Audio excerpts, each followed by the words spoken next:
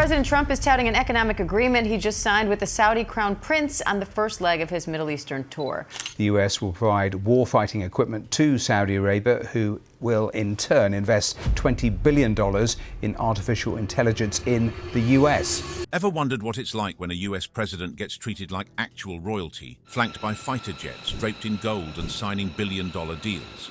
The numbers pledged are simply eye-watering. The Saudis will plough $600 billion into the US, including AI, chip-making and infrastructure.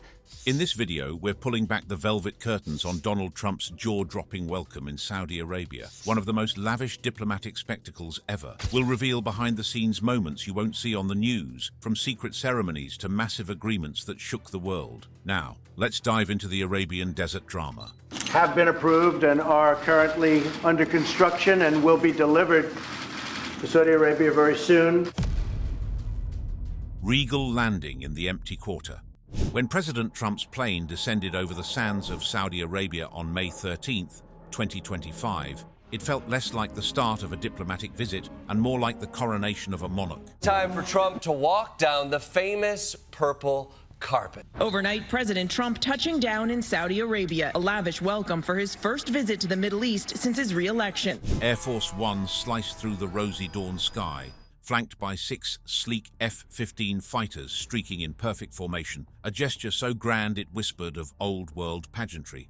As the jet touched down at King Khalid International Airport, Riyadh, a wave of excitement rippled across the tarmac, and cameras clicked like 1,000 hearts beating in unison. Trump's fist shot into the air as the cabin door swung open. He paused at the stairway, soaking in the moment, before stepping onto a soft lavender carpet that had been carefully rolled out just for him. Waiting at the base of the stairs was Crown Prince Mohammed bin Salman, offering a warm handshake and a respectful nod that echoed through the silent morning. In that instant, the world watched as two leaders from different corners of the globe locked eyes in a rare show of mutual admiration. Mr. Trump's arrival on the tarmac by the Saudi Arabian Crown Prince Mohammed bin Salman. From there, the spectacle only grew more striking. White-clad riders on majestic Arabian horses appeared along the edges of the runway, their mounts' hooves ringing out like a drumbeat of welcome. The horses carried American and Saudi flags that fluttered side by side, a powerful symbol of unity against the chaos of the world beyond.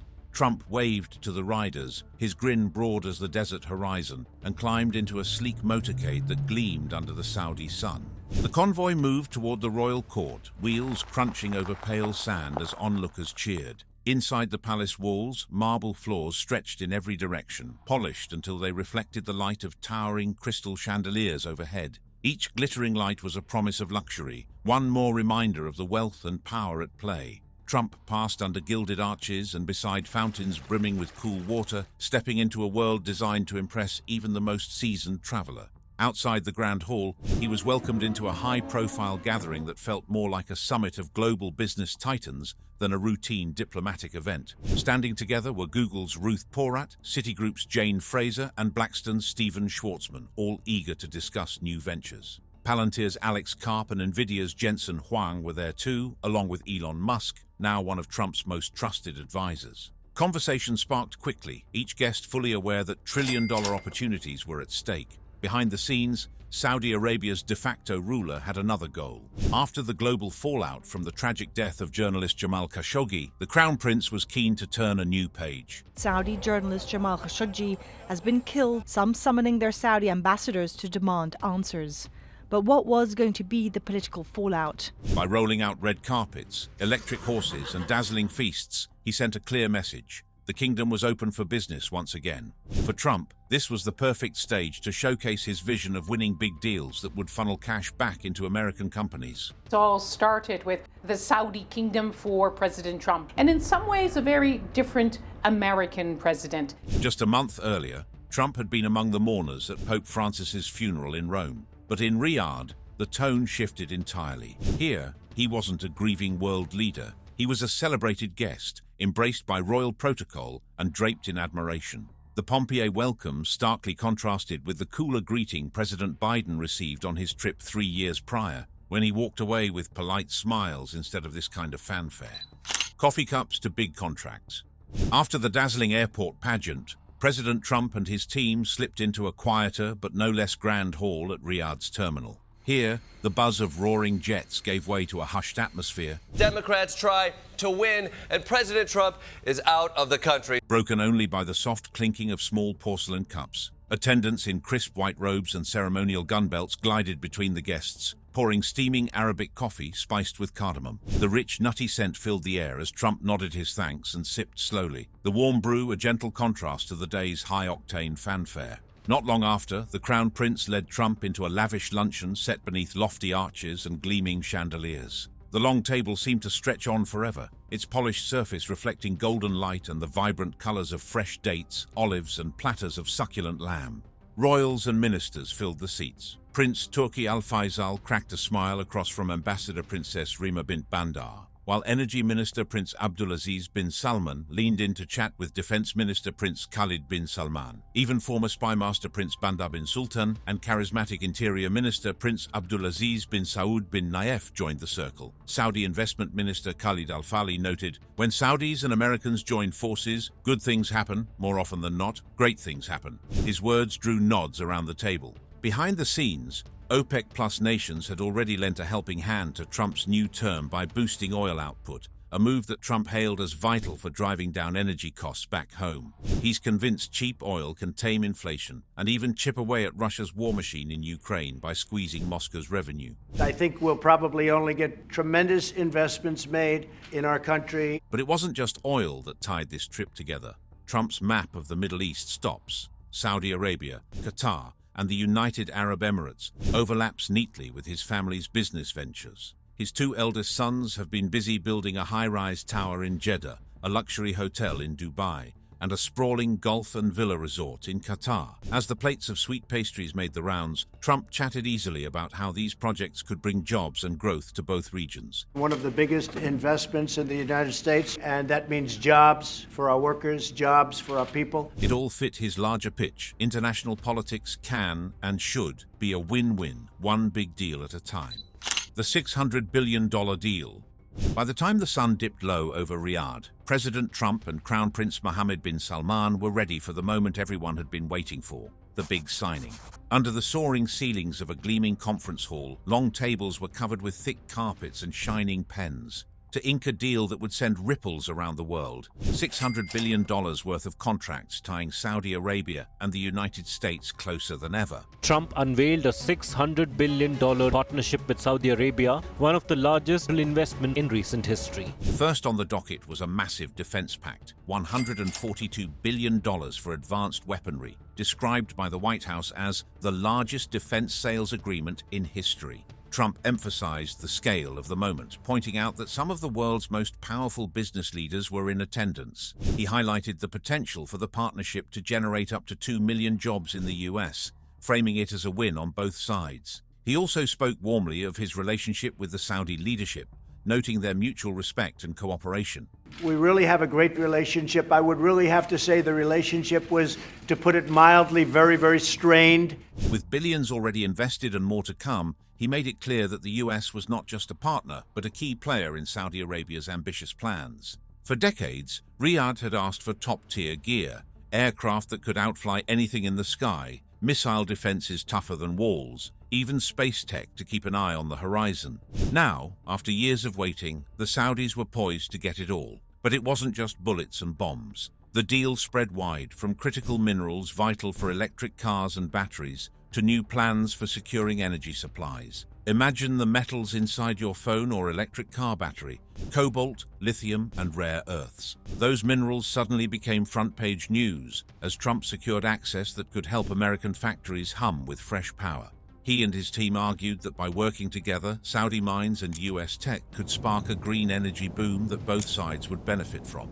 As Trump signed each page, the crowd broke into applause. The fact sheet read like a menu of modern warfare and technology: Air Force upgrades, missile shields, coastal defenses, border security systems, even next-gen communication networks to keep soldiers and commanders talking without interruption. And there was training too. Ships from US firms coming to teach Saudi crews, instructors walking the desert sands beside their new allies. Yet the centerpiece wasn't just the $142 billion headline item. Trump also talked about pushing investment up to $1 trillion.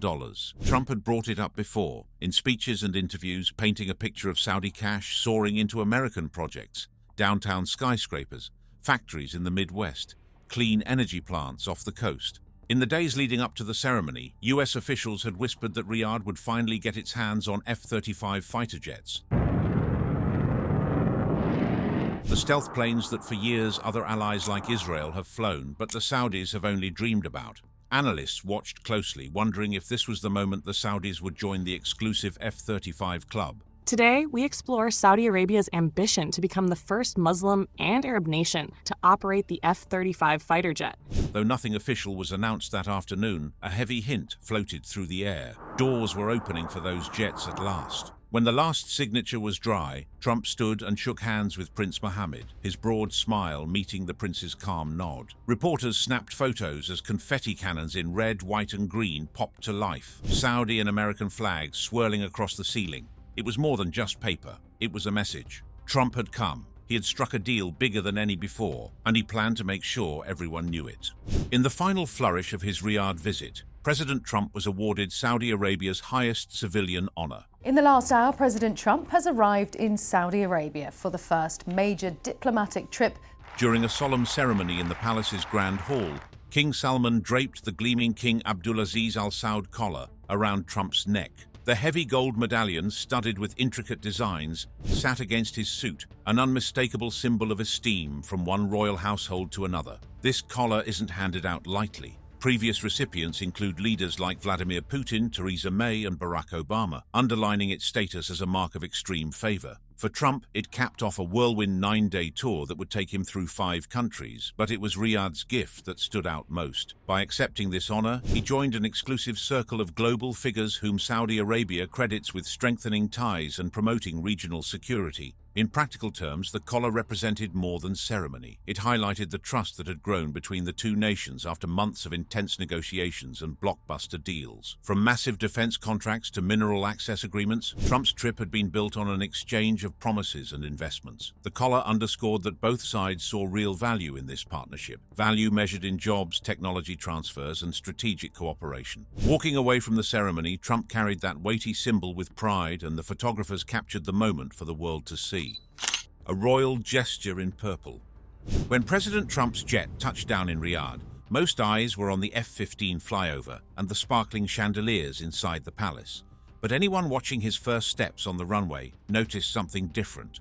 A ribbon of lavender carpet stretching under his feet instead of the usual bold red. That simple color swap was more than a fashion choice. It was a story woven into every thread.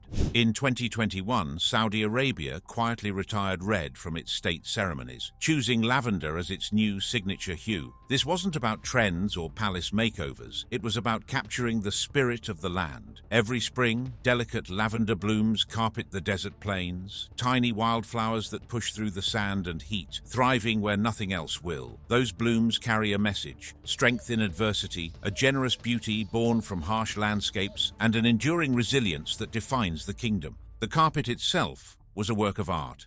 Bedouin women, masters of ancient weaving techniques, spent weeks handcrafting their border. Each knot and pattern passed down through generations told a tale of desert life, stories of family, journeys across shifting sands, and the quiet power of community. UNESCO has since recognized these weaving methods as living heritage, a testament to a culture that prizes both skill and storytelling. By welcoming Trump on lavender instead of red, Saudi Arabia was offering more than a royal greeting. It was rolling out a banner of shared values. In Arab tradition, the color and care of a welcome carpet speak to the depth of respect shown to a guest. Red might signal formality, but lavender whispered, "You are family here." It was a rare honor, one reserved for the most cherished visitors. The symbolism glittered all the more on Trump's departure day. As he climbed the steps to Air Force One, he paused, turned back, and lifted his fist toward Crown Prince Mohammed bin Salman.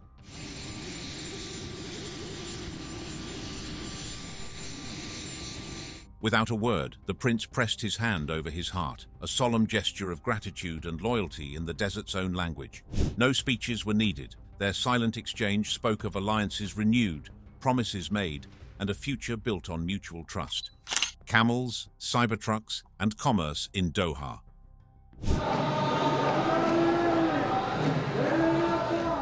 touching down in Doha after the royal treatment in Riyadh. The US president here in Doha on the second leg of a Middle East tour that has made an awful lot of news. President Trump stepped onto the red desert runway to a welcome that felt straight out of a storybook. As his plane entered Qatar airspace, a squadron of sleek Qatari Emiri Air Force jets sliced through the sky above, forming a guard of honor in the clouds. Below, the Emir of Qatar himself led a line of well-wishers to greet Trump, their smiles and handshakes setting the tone for his two-day tour. The air was electric, part celebration, part strategic curtain raiser for the deals to come. Once the wheels stopped, dozens of mounted camels ambled forward, their leather saddles and ornate trappings nodding to Qatar's rich heritage. Trump's eyes lit up at the sight of these desert vessels, a reminder that even in a future driven by drones and data, the past still holds pride of place. The camels formed a solemn procession, their riders offering nods of respect before stepping aside for the next spectacle.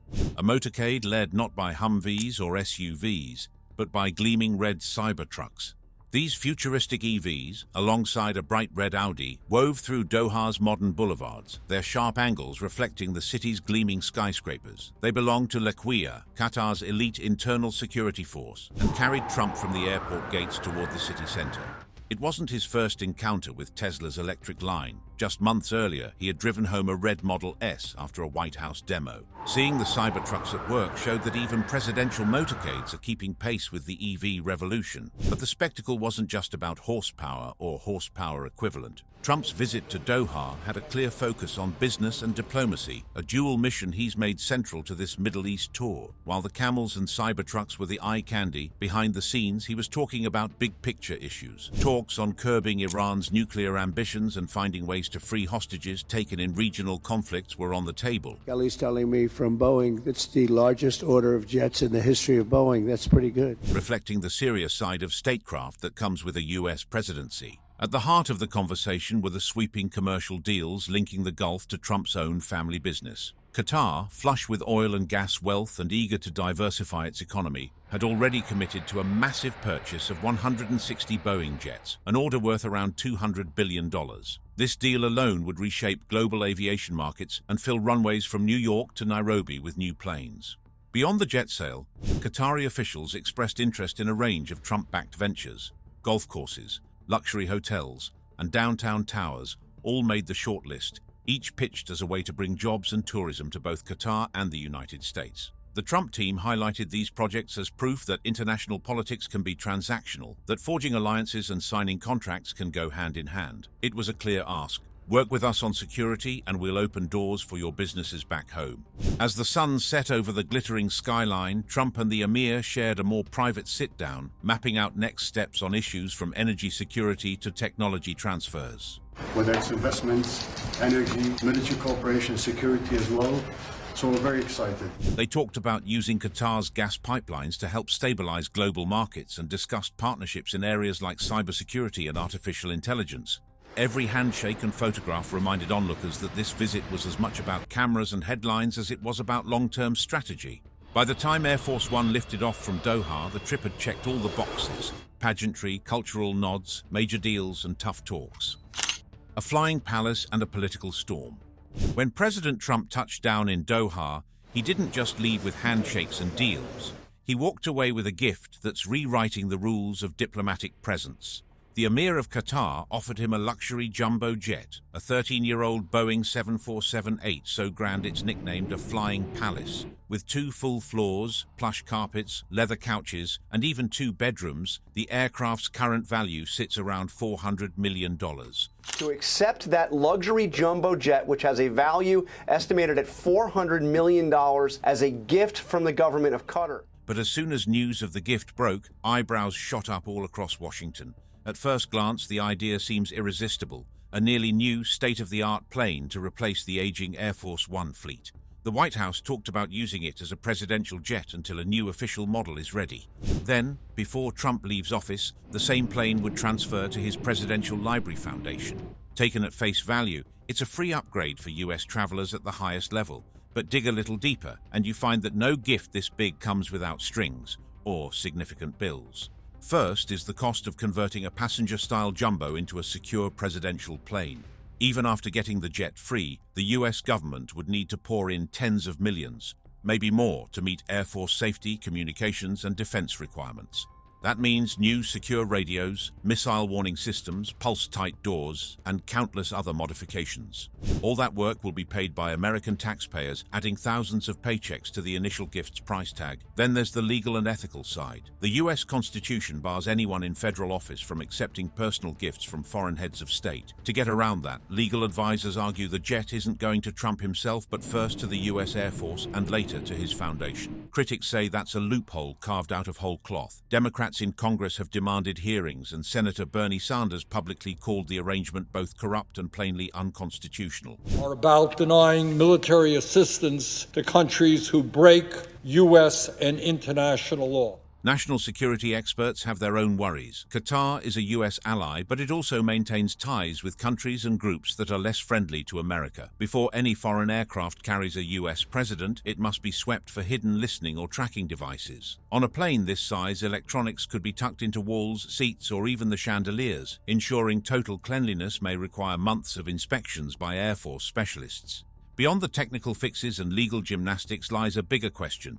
Should Americans accept and pay for a luxury gift from a foreign government? Supporters argue it's a smart move to save on the estimated $5 billion cost of a brand new Air Force One. They say the jet will bridge the gap while the next official plane is under construction. Opponents counter that it sends the wrong message, showing that foreign powers can lavish expensive perks on a sitting US president without clear oversight. There's also the future of the aircraft to consider. Once Trump leaves office, the plan is for the jet to go to his library foundation. In theory, that would preserve the plane as a historic artifact and could even generate museum tour donations. But skeptics wonder if a private foundation should ever own and operate what amounts to a national symbol of presidential travel. Would it sit on display or eventually fly paying passengers on charter trips? No one knows yet. After the rolling dunes of Riyadh and the camel-led welcome in Doha, Trump's Middle East tour hit its most daring chapter beneath the glass towers of Abu Dhabi. On May 15, 2025, Air Force One touched down at Abu Dhabi International, flanked by 6 sleek Mirage 2009 fighters cutting through the blue sky, a salute that blended hospitality with a hint of muscle. Waiting on the sun-baked tarmac was President Sheikh Mohammed bin Zayed Al Nahyan, the visionary leader who turned the desert capital into a hub of tech, finance, and futuristic ambition. As Trump climbed down the stairs, he was swept into a whirlwind of culture and ceremony.